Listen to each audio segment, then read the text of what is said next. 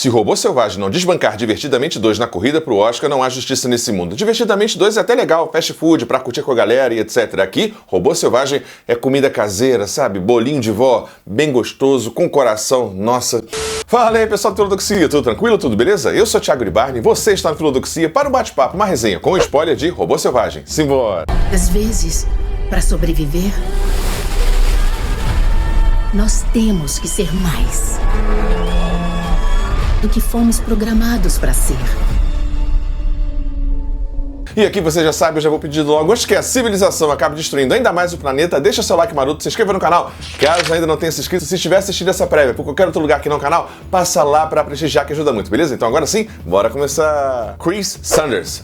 Eu não conhecia muito assim de nome, mas a gente conhece ele de obras como Lilo e Stitch, Como Treinar Seu Dragão, Os Groots, o cara é bom. E aqui eu acredito que o Chris, ele entrega a sua melhor obra.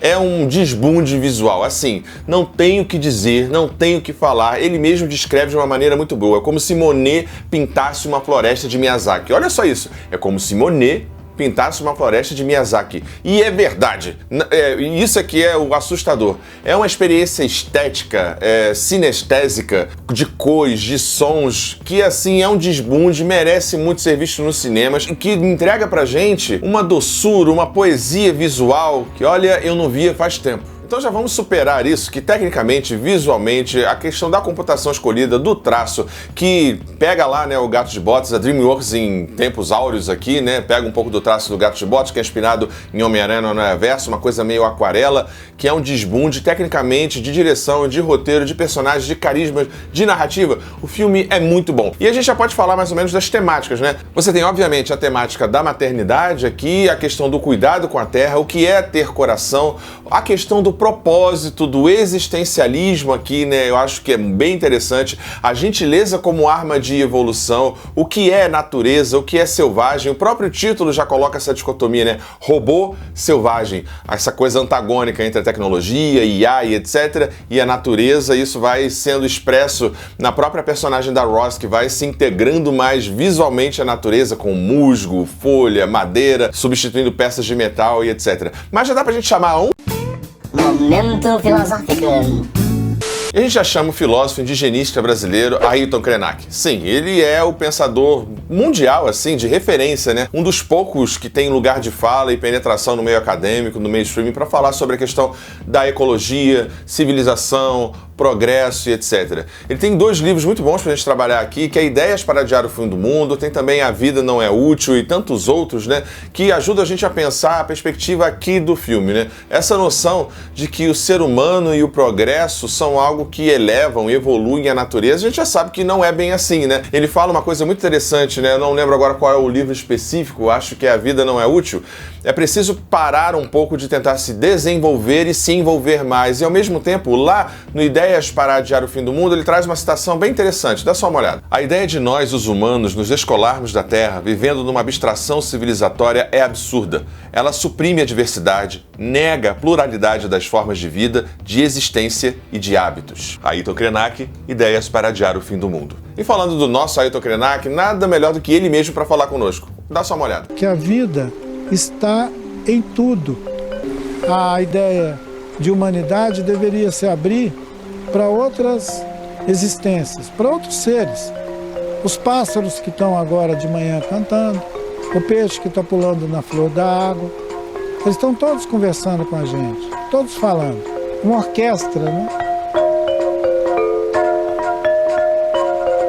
Então assim, aqui no filme, usando um pouco do Ayrton Krenak, dá pra gente pensar uma perspectiva que o diretor, né, o Chris Sanders, tem uma visão não ludista, né? Ou seja, de oposição à máquina, à IA, à civilização. Quando, eventualmente, a IA vai superar a gente, não no sentido de Exterminador do Futuro ou de Matrix e tudo mais, ela supera a gente tendo empatia, tendo gentileza. A Roz aqui, a robô, ela supera o entendimento de humanidade numa visão cientificista, positivista, de progresso, de civilização neoliberal, capital, que vê o meio ambiente como recurso natural, né, como o próprio Krenak fala, né, como um almoxarifado, como prateleiras que a gente vai lá, pega o que quer, precisa, tira e deixa assim. a Ross supera a gente e a IA pode superar a gente nesse sentido, né? Entendendo e tendo a humildade de se integrar com a natureza. A passagem que ela se recolhe, entra no modo de aprendizagem, meio que de repouso, e se deixa absorver pela natureza para compreender a natureza e renasce como um ser novo, entendendo a linguagem da natureza e tentando, de fato, se integrar à natureza, coisa que a gente pouco faz, a gente se vê como diferente, né? O animal e o ser humano, animal racional e tal. Acho que Ailton Krenak, junto com toda a perspectiva apresentada aqui pelo filme e pelo roteiro, faz a gente pensar em, eventualmente, que o passo evolutivo, né, para o ser humano é justamente voltar atrás. O entendimento de que nós somos, né, humanidade. Humanidade e natureza é o todo. O rio, a árvore, a floresta, enfim, você tem que andar com cuidado pela natureza, com respeito, porque tem várias vidas, várias formas ali, e você é um com a natureza, e a gente perde essa dimensão, e eu acho que aqui o Robô Selvagem, junto com o Krenak, ajuda a gente a pensar essa lógica da gentileza, do respeito, da parcimônia, da distância, eventualmente, com e para com a natureza, entendendo que nós somos também natureza. Nós dois já sabemos que essa ideia de natureza é uma ideia produzida por nós humanos. Tanto que em muitas línguas antigas não existe a palavra natureza. Na língua familiar do meu povo Krenak não existe uma palavra para natureza. Seria alguma coisa como eu mesmo. Eu já ouvi a afirmação de que a palavra natureza, ela nasce com a modernidade. Como segundo pensador, eu trago aqui Jean-Paul Sartre. Sim, Jean-Paul Sartre, existencialismo. A primeira parte ali, né, os 15 minutos, é muito essa visão existencialista sobre propósito, né? A Ross fica um pouco angustiada por não ter propósito. E acho que o existencialismo de Sartre nos ajuda a pensar a noção ou a ideia de que não há propósito. Não há uma essência pré-definida, não há o que fazer, não há manual, não há Deus, não há livro sagrado, não há uma ideia de seja bom ou uma natureza boa nossa ou qualquer coisa que o valha. É muito mais uma perspectiva até mais dura, cruel, desafiadora e libertadora de fazer-nos. Devemos nos fazer, criar nosso propósito, ter criatividade. A Ross se torna uma IA autêntica, uma IA única, quando ela começa a entender que é preciso quebrar o sistema, quebrar o seu código, e a ideia de que já temos uma essência pré-programada, não é assim. A gente pode se recriar, se refazer. Muito do processo terapêutico e etc., né, fazendo um parênteses aqui para a clínica, é sobre flexibilidade, né? A gente tende a repetir esquemas e padrões, rigidez e tudo mais, e tentar fazer a mesma batida, os mesmos comportamentos viciosos, etc. E estar em um processo de terapia é perceber que o outro é diferente de nós, que a vida não está no nosso ritmo, que os acontecimentos não são sempre o que esperamos. Isso é lindo, isso é maravilhoso, e a Ross traz pra gente, junto com o roteiro aqui do filme, essa perspectiva de que buscar um propósito pré-programado é algo limitador. Você pode partir dele e ir para além dele e não dar ao outro o que eventualmente se espera de nós. E aqui a gente faz um paralelo, né, um parêntese com a questão de sociologia, né, o estigma social.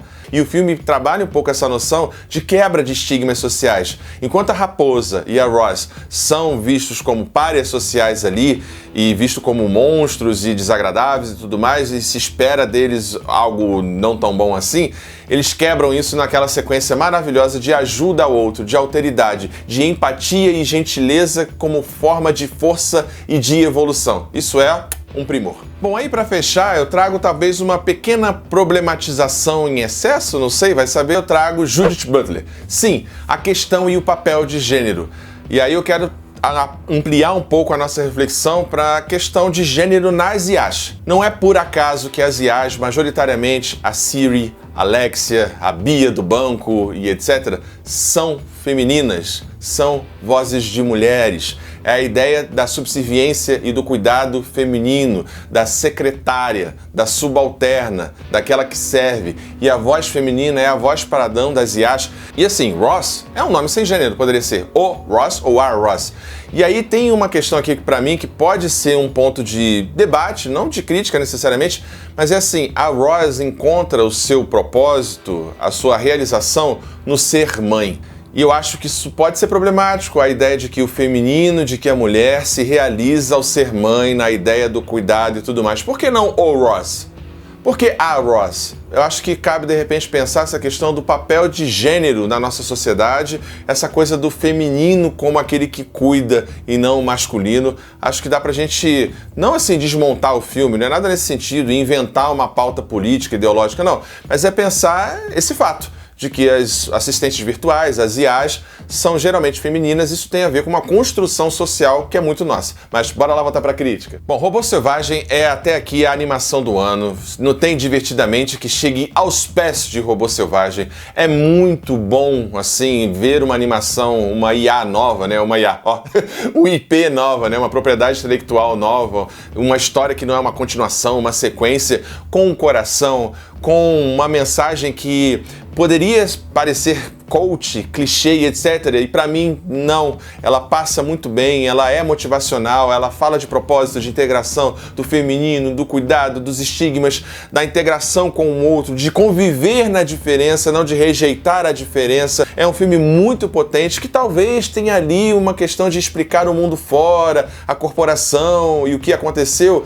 que é pincelado, mas não é desenvolvido, mas mesmo assim, nada que tire o mérito dessa excelente obra que é atemporal. E a Roz entra no panteão junto com o Gigante de Aço, nesses robôs que acalantam nosso coração como o Wall-E e tantos outros. E assim, tem coisinhas ali no filme que eu posso eventualmente, né, criticar e tal, mas nada que tire o mérito dessa excelente e atemporal animação. Bom, então por isso tudo, a minha nota para Robô Selvagem não é outra senão 10. É excelente, atemporal, uma experiência sinestésica, emocional e catártica muito boa que vale a pena ser visto nos cinemas. É isso, pessoal. Se vocês tiverem gostado desse bate-papo, não esquece de deixar seu like, se inscrever no canal caso ainda não tenha se inscrito e até a próxima, pessoal. Tchau, tchau. Valeu! Ajude o Filodoxia a continuar crescendo. Essa é a nossa chave Pix. Considere o clube de membros e muito obrigado por apoiar o canal. Sem você, ele não seria possível. Muito obrigado sempre.